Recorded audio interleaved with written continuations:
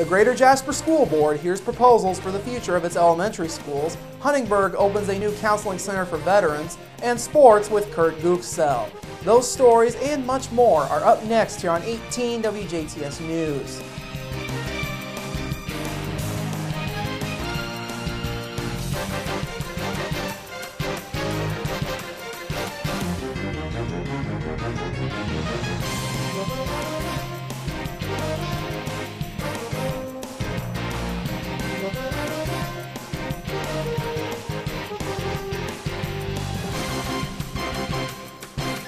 Hello, I'm Bradford Raths. In your news, earlier this week, the Greater Jasper School Board heard a plan from Indianapolis-based Gibraltar Design on the future of elementary schools in their corporation, which includes the possibility of closing a current elementary school.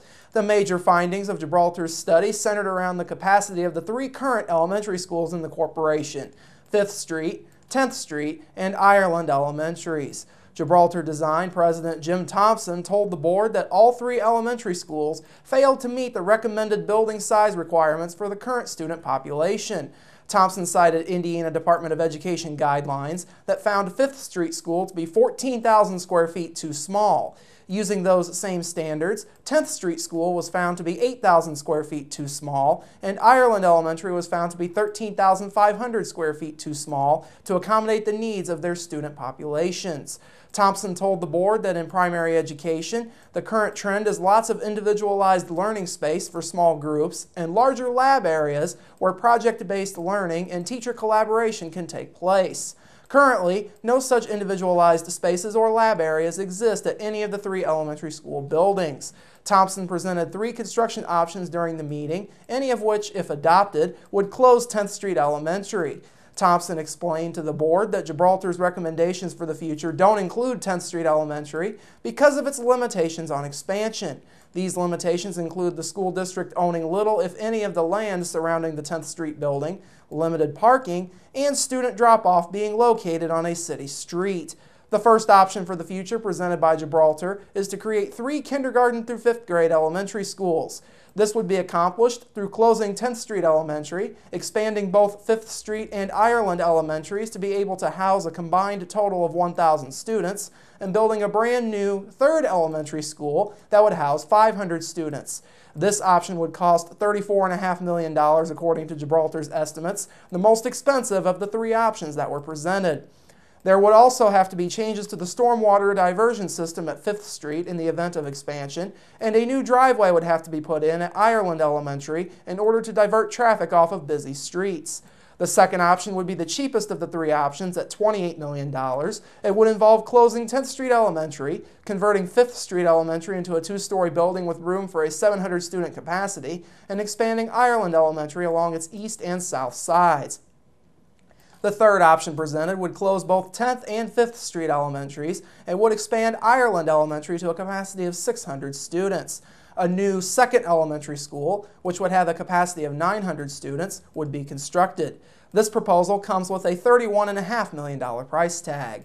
No decisions on any proposals were made during this week's meeting. The board will consider repairs to current buildings, such as heating, ventilation, roof, and plumbing upgrades in the meantime, while a new configuration for the elementary schools is figured out.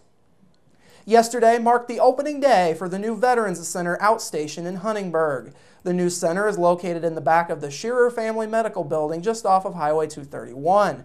The outstation will be caring for any veteran in the area that has earned a campaign medal in any war, from World War II through the War on Terrorism.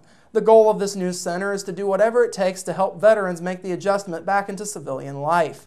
The outstation center took years to become a reality.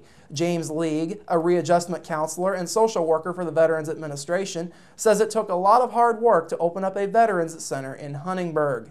A lot of hard work from a lot of different individuals.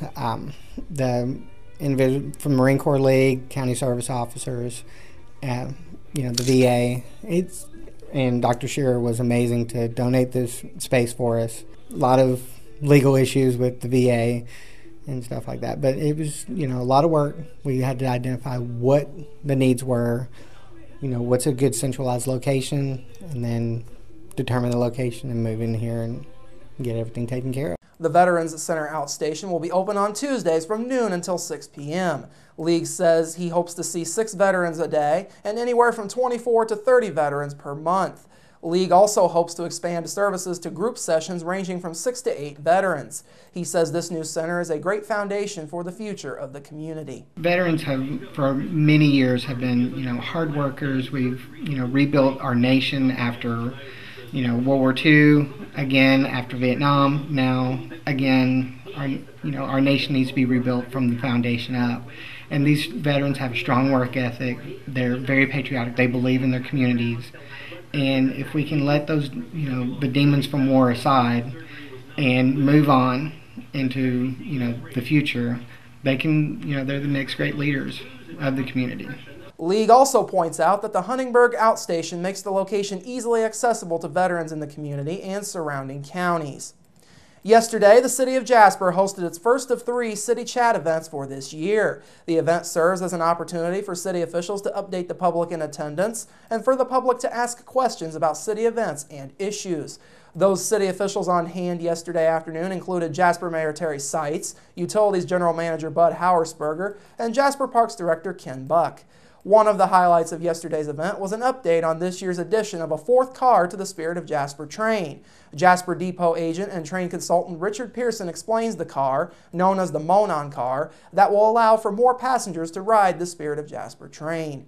This car was an old business car. It was built in 1928, completely rebuilt. It was owned by the Monon Railroad, which used to go into French Lick. And it was completely restored. And it's set up now for 32 people that can have dinner on the train. And it has 3 private rooms of 4 each. It also has a room for 6 and another room for 16 people. Pearson is hopeful that more corporations and small parties will utilize the new car. He says the new car will serve as the last car on the train during trips. Some features of the new car will include 12 TVs, heating and air conditioning, a porch on the rear of the car, and catering provided courtesy of the Schnitzelbank. Pearson says the newest addition to the Spirit of Jasper is unique. What it really does, we have 3 different cars that are completely different from one another, and now we're adding a 4th car that's completely different to our own 3 cars. So if you have any kind of interest in railroads, and especially passenger trains, we have some of we will have 4 cars that are just unbelievable, and nowhere in Indiana has anything like this. The new Monon car is set to become a part of the Spirit of Jasper sometime in August. Train service for this year on the Spirit of Jasper is set to begin on June 1st. Other issues discussed yesterday include the continued work on the city's downtown riverfront master plan, the recent purchase of the Jasper Country Club property, upcoming street projects including the widening of Klimper Road, the 3rd Avenue Waterline Replacement Project, more on that in just a minute, and the resurfacing of US 231 in Jasper that is set to begin soon. The next City Chats session is set to take place on Tuesday, May 21st at the Herman Kiefer Fire Station on East 6th Street at noon. That session will include Fire Chief Kenny Hoksang, Police Chief Mike Bennett, and Director of Personnel, Safety, and Loss Control Cale Canese. The 3rd and final Jasper City Chats session will be held on Tuesday, June 11th at the Jasper Arts Center. Now back to that 3rd Avenue water project. Mayor Seitz announced during his speech at City Chats yesterday that the city learned yesterday that they did not get a U.S. Economic Development Administration grant to pay half of the cost of replacing a 60-year-old water main under 3rd Avenue between Stadtstrasse and Meridian Road, as well as for paving the road. According to city officials, the grant was denied due to the economic level of the city being too high, thus disqualifying the city from getting the grant. During his City Chat speech, Seitz thanked residents and business owners for their support of the application, including some business owners who wrote letters to explain to the EDA the economic benefits for their company if the grant were to be approved. The city originally submitted their grant application back in December of last year, requesting just over $740,000 for the project. Officials were encouraged by the EDA to not withdraw their application, but decided in February to use city funds for the project, which is the plan of action now that the grant application has officially been rejected. Coming up after the break, rain is on the way once again in your local forecast, sports with Kurt Guxell, and Mark Messmer joins host Bill Potter for part 1 of their conversation on Inform. That's all coming up next here on 18 WJTS News. Local people watching local people.